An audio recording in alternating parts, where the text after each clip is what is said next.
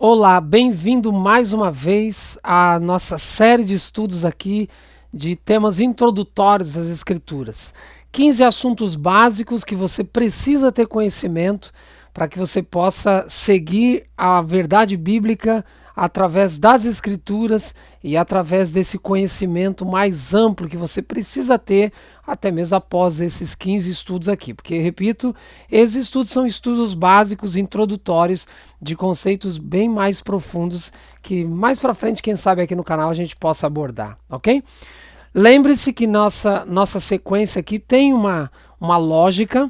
Estudamos já sobre a volta de Jesus, obviamente começamos com coisas mais básicas, de compreensão mais ampla das Escrituras, o porquê das Escrituras, já estudamos sobre o pecado, já estudamos sobre salvação, volta de Jesus, arrebatamento secreto, estudamos sobre os mortos, vimos que não tem espírito nem alma que sai. Nós já vimos também o porquê de muitas igrejas, já vimos que não é plano de Deus que tenhamos tantas denominações cristãs, mais de 30 mil denominações cristãs, absolutamente não é a vontade de Deus. Vimos inclusive que é o contrário. As mais variadas igrejas é o que realmente caracteriza a breve volta de Jesus na pessoa dos falsos profetas. Já vimos tudo isso, espero que você já tenha assistido todos os estudos. No estudo anterior nós abordamos o início do assunto do dom de língua na Bíblia. E nós vimos que dom de língua, ou dom de língua, ele não é tão importante assim para os escritores do Novo Testamento, especificamente Paulo. Vimos também a diferença do fruto do Espírito e os dons do Espírito. Os frutos e os dons do Espírito. Já vimos que os frutos é dado como um pacote, os dons são mais específicos, Deus é quem distribui, não pode ser o pastor, o líder religioso é que distribui de maneira nenhuma, tudo isso já vimos. Nesse momento nós vamos falar o segundo tema do dom de língua, mas agora de maneira mais específica sobre o dom de língua. O que é o dom de língua? Nesse estudo nós vamos responder biblicamente o que é efetivamente o dom de língua. Então feche seus olhos, como todo estudo aqui, vamos fazer uma oração. Senhor Deus, muito obrigado, Pai, pela oportunidade que o Senhor nos dá para compreendermos melhor a Tua palavra. Dá-nos, Pai, compreensão da mesma. Em nome de Jesus oramos. Amém, Senhor. Amém.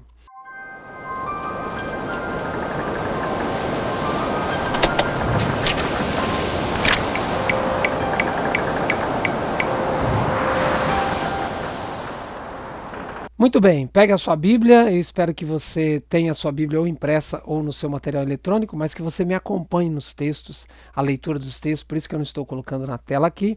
Se você tiver dificuldade de encontrar, dê um pause, encontre com calma e depois que você encontrar, você dá play e acompanhe na leitura. Hoje vamos ler apenas 2 textos bíblicos, 2 capítulos apenas, Atos capítulo 2 e 1 Coríntios 14. Vamos fazer uma breve exegese, rápida exegese desses dois, ou interpretação desses 2 capítulos da Bíblia. Atos capítulo 2, abra sua Bíblia, vamos hoje analisar o que é o dom de língua na Bíblia. Atos capítulo 2. Vamos ler vários textos, vários versos de Atos capítulo 2, ok? Obviamente vamos começar com o verso 1. Ao cumprir-se o dia de Pentecostes, estavam todos reunidos no mesmo lugar. Deixa a sua Bíblia aberta, por enquanto só o verso 1. Essa palavra Pentecostes, o que seria? De maneira bem mais simples, bem resumida, era uma festa dos judeus. Então os judeus tinham algumas festas que eles tinham que participar obrigatoriamente durante o ano, e algumas dessas festas eram mais importantes umas do que as outras. A festa de Pentecostes era uma das mais importantes. Então, naquele momento, Jerusalém, como capital de Israel, tinha uma inundação de judeus vindos de diversas partes do globo. Para quê? Para participar dessa festa, que era uma obrigatoriedade, por assim dizer, para todos os judeus. Ok? Por essa razão, a Bíblia fala: cumprir-se o dia de Pentecostes, estavam reunidas pessoas de diversos lugares. Era uma festa muito importante para os judeus. E exatamente nesse dia da festa de Pentecostes acontece algo interessante. A partir do verso 2 nós lemos: de repente veio do céu um som como de um vento impetuoso e encheu toda a casa onde estavam assentados. Só o verso 2, vamos continuar daqui a pouco.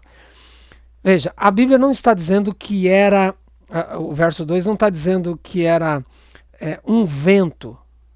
Ela menciona som e um vento. Veja, o verso 2 especificamente ele diz: veio do céu um som. Que som era esse? Não sabemos. E depois o texto diz, como de um vento. Aí talvez você pense, por que você acabou de dizer que não sabe, sendo que a Bíblia está dizendo que é um som de vento? Não, a Bíblia não está dizendo que é um som de vento. A Bíblia está dizendo que é um som como de um vento. A Bíblia é como se o escritor aqui estivesse dizendo, Lucas, no caso, estivesse dizendo, olha, é como se fosse um vento, como se fosse um barulho de um vento. Ele não disse que era um barulho de vento, ele diz como, parecido como o barulho de um vento. Ok? Verso 3. Apareceram distribuídas entre eles línguas como de fogo. Não está dizendo que era de fogo, está dizendo assim, como, parece, alguma coisa parecida, fogo.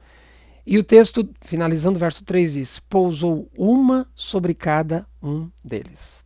Deixa a sua Bíblia aberta. Aqui eu preciso fazer a primeira observação. O verso 3 está mencionando que apareceram distribuídas entre eles línguas como de fogo. Tipo fogo. Parece um fogo, parece um raio, alguma coisa assim. Como de fogo, o texto diz. Agora o final do verso 3 é esclarecedor. O texto diz, pousou, esse negócio língua que a gente ainda vai ver o que é, uma sobre cada um deles. A última frase do verso 3. O texto não está dizendo que pousou duas sobre cada um deles. O texto não está dizendo que pousou 3 sobre cada um deles. O texto está dizendo que pousou uma sobre cada um deles.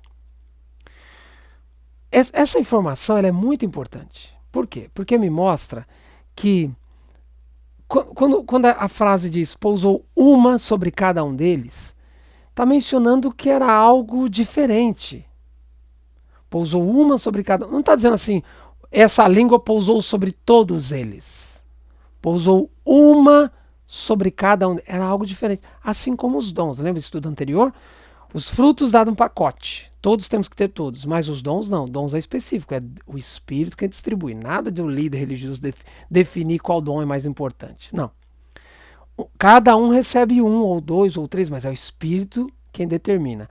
E não recebemos os mesmos. Eu tenho que receber o mesmo dom que você. Não, é o Espírito que determina.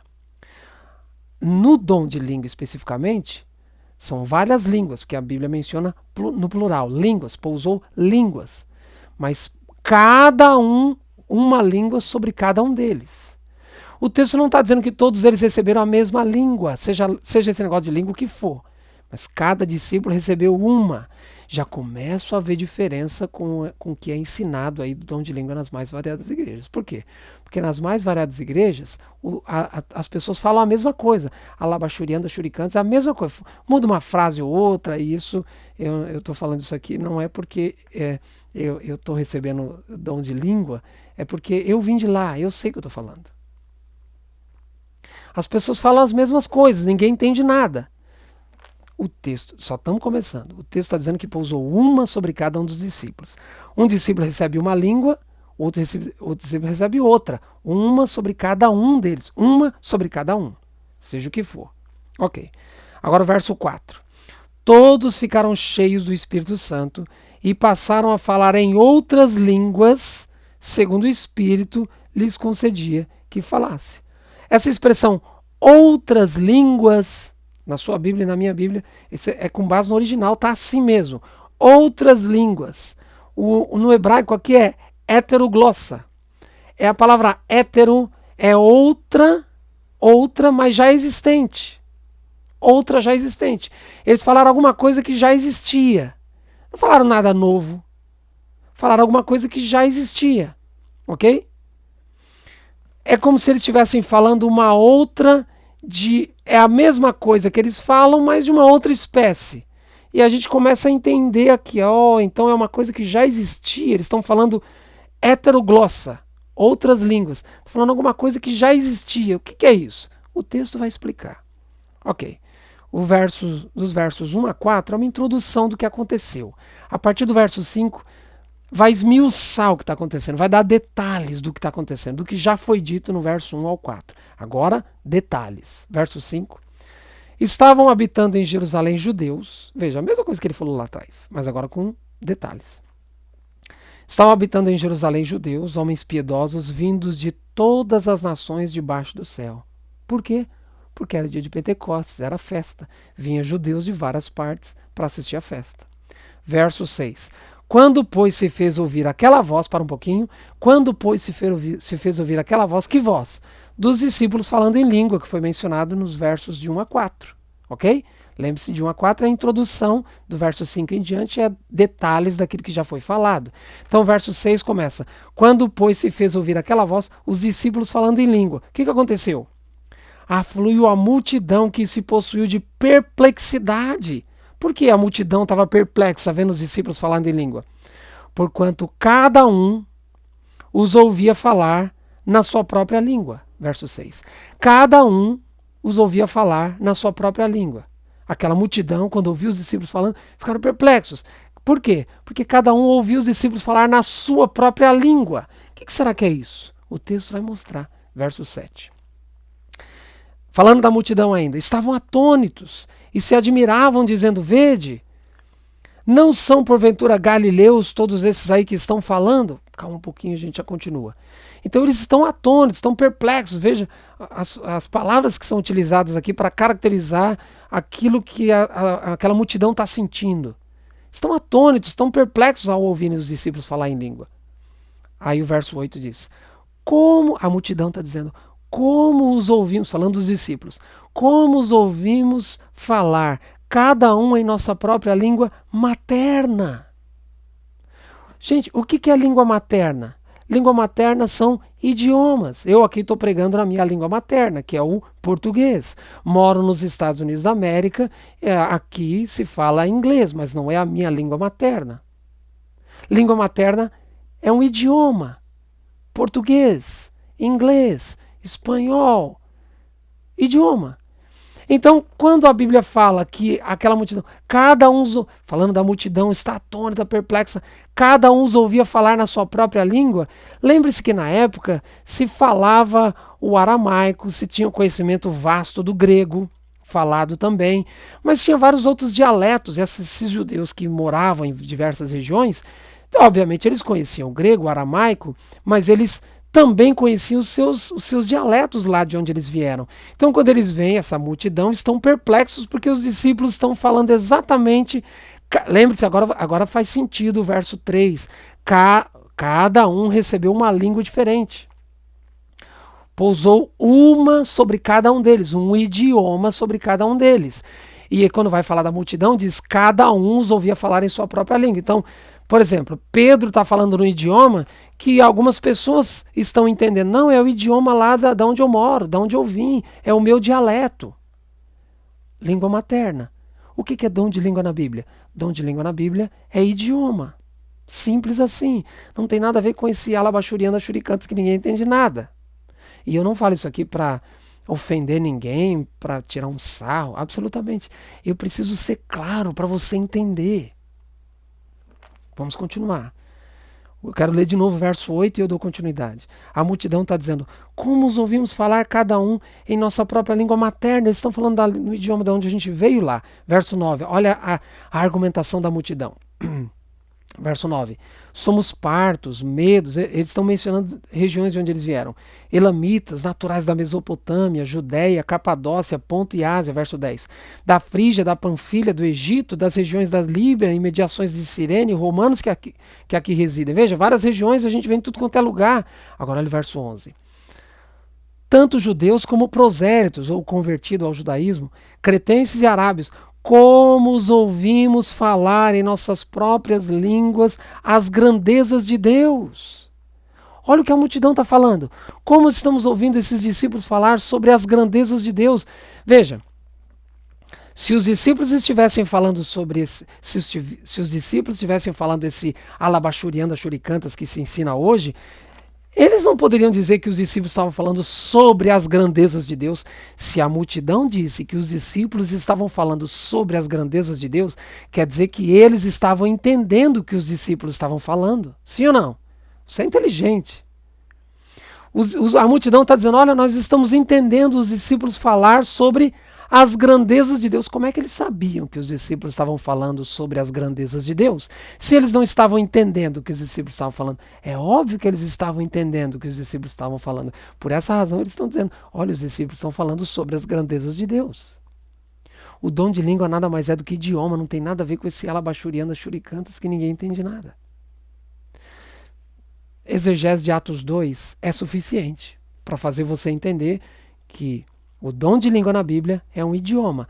E em 1 Coríntios 14? 1 Coríntios 14, abra sua Bíblia em 1 Coríntios 14, Paulo vai tratar do dom de língua ali também, ok? Precisa ser bastante objetivo por causa do nosso tempo. É difícil fazer um estudo em 15 minutos, muito difícil. Verso 2, 1 Coríntios 14, verso 2. Pois quem fala em outra língua não fala a homens, senão a Deus, visto que ninguém o entende. Em espírito fala mistérios. Antes de eu começar a estudar 1 Coríntios 14 com você, deixa eu te dizer uma coisa. Se você tem uma Bíblia aí, que seja lá em Atos 2 ou aqui em 1 Coríntios, traz a palavra estranha, línguas estranhas. Se tiver a palavra estranha na sua Bíblia, você pode ver que a maioria das traduções, pode ser que a sua não, porque não são todas, mas a maioria das traduções bíblicas que traz a palavra estranha, essa palavra estranha está em itálico, deitadinho assim.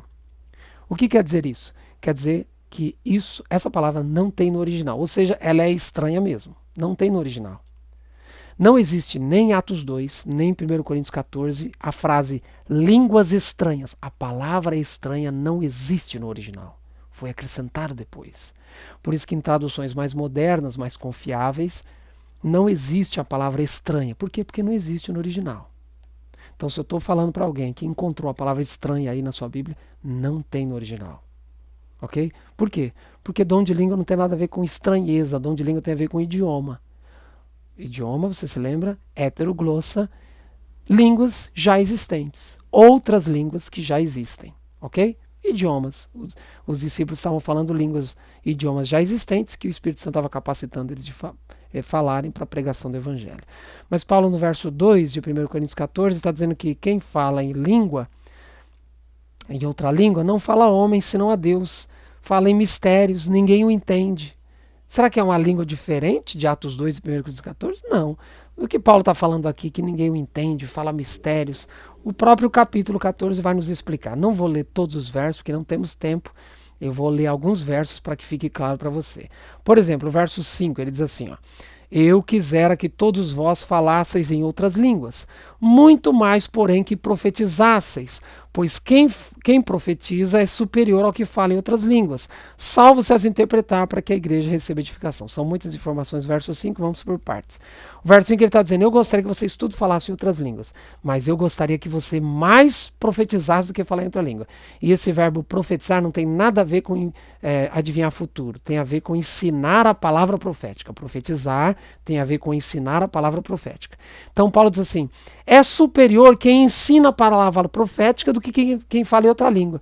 Aí você entende o estudo anterior, quando eu dei ênfase de que para Paulo, os dons, o dom de língua está em último.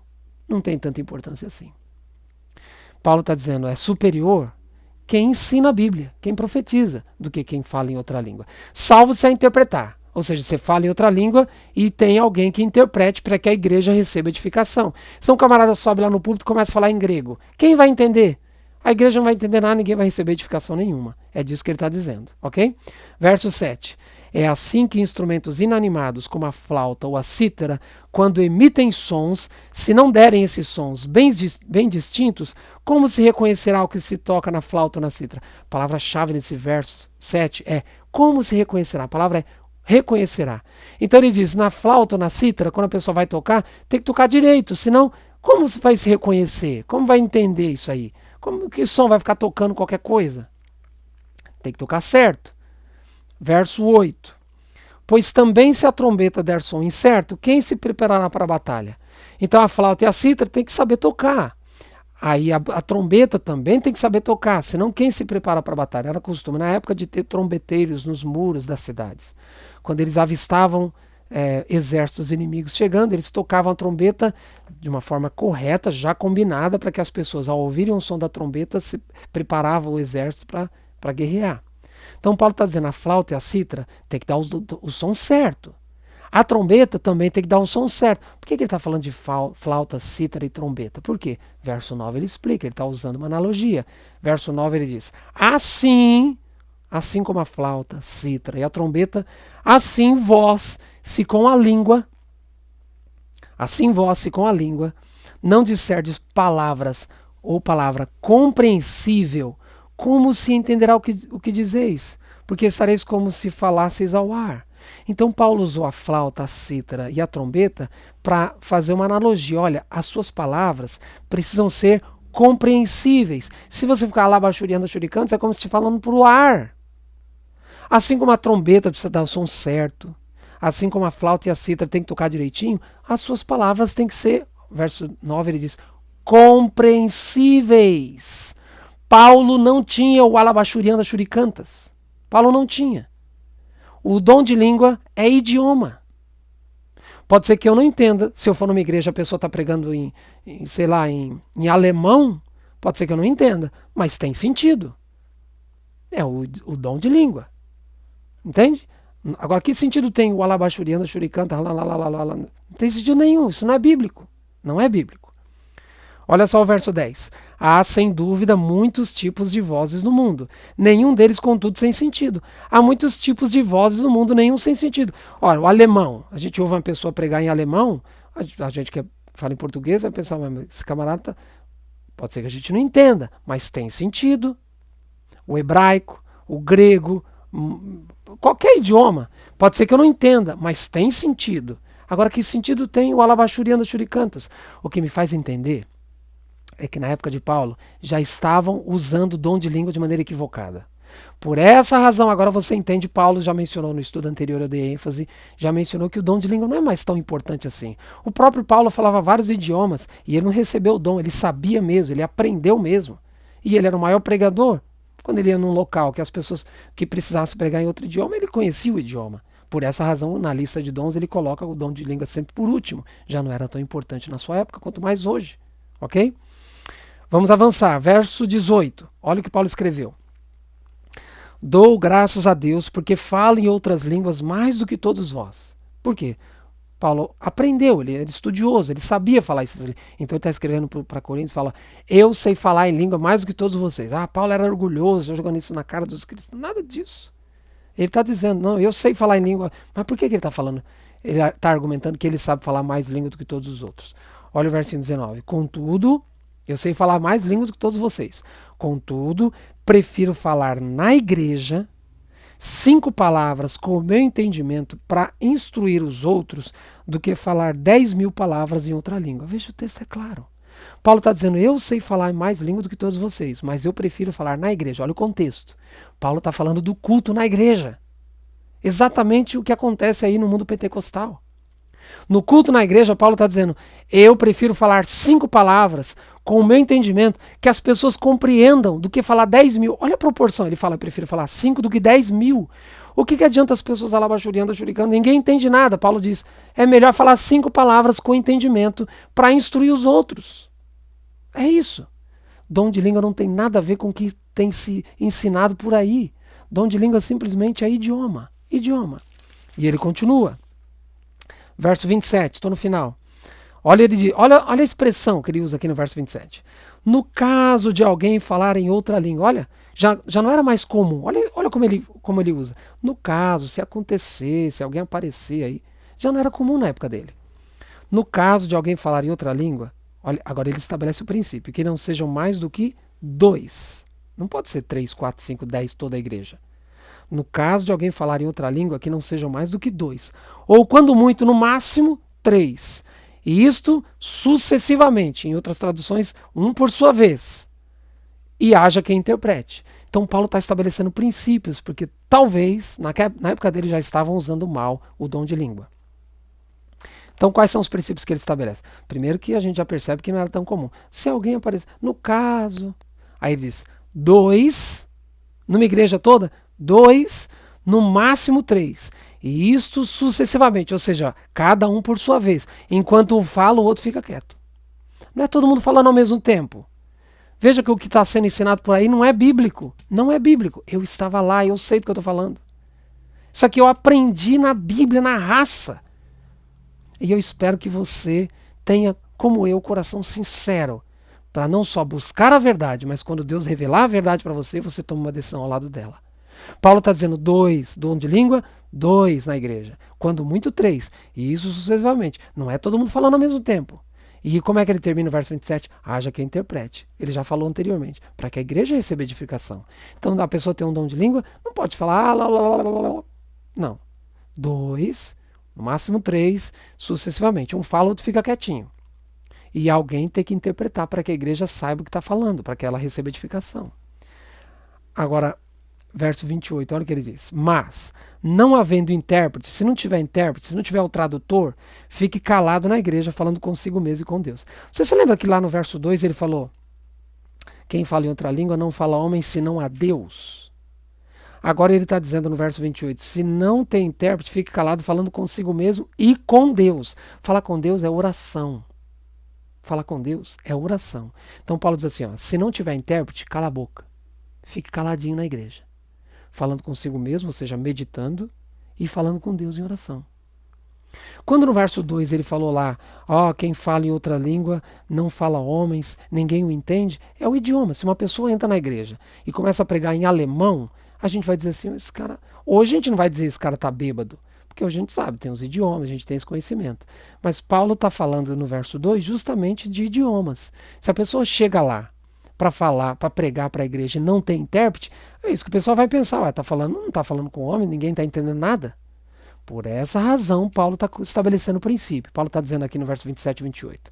Olha, 2, quando muito 3, e isso sucessivamente, não é todo mundo falando ao mesmo tempo.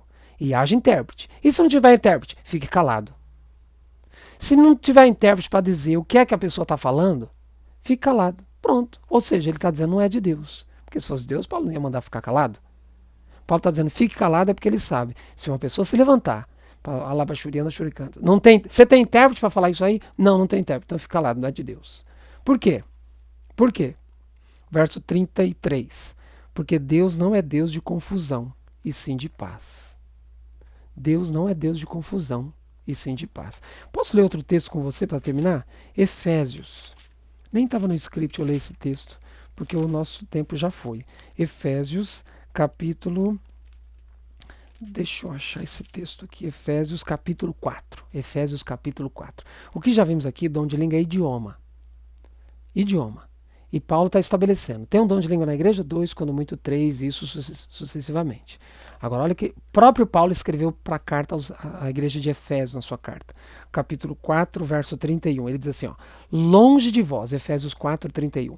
Longe de vós toda amargura, toda cólera, ira e gritaria e blasfêmia e bem toda malícia. Bem assim toda malícia. Então ele está colocando, Paulo está colocando no mesmo patamar, blasfêmia, pecado terrível. Blasfêmia, cólera, amargura, ira, no mesmo patamar que a gritaria. Paulo diz, tira a gritaria do meio de vocês. Por um acaso, a manifestação do dom de língua hoje, não dom de língua bíblico, dom de língua bíblico não tem nada a ver. Paulo já disse, não é toda a igreja, 2, quando muito 3. Mas hoje, o dom de língua não é a gritaria doida nas igrejas? Será que isso realmente vem de Deus? Que Deus abençoe você para que você tome uma decisão ao lado de Cristo. Ainda que essa decisão vá contra seus familiares, seus líderes religiosos, mas acima de tudo, que vá a favor da vontade de Deus para a sua vida. Porque quando Jesus voltar, meu querido irmão, minha querida irmã, quando Jesus voltar, é você e Deus, só. A salvação é individual. Que você tome decisões ao lado de Cristo hoje. Oremos. Senhor Deus, obrigado pela tua palavra. Abençoe esse teu filho, essa tua filha, nessa compreensão tão profunda do que seja verdadeiramente o dom de línguas bíblico. Tome o coração e a mente desse teu filho, dessa tua filha, para que eles possam tomar decisões ao teu lado e se preparar efetivamente para o breve encontro que teremos contigo nas nuvens dos céus, em nome de Jesus.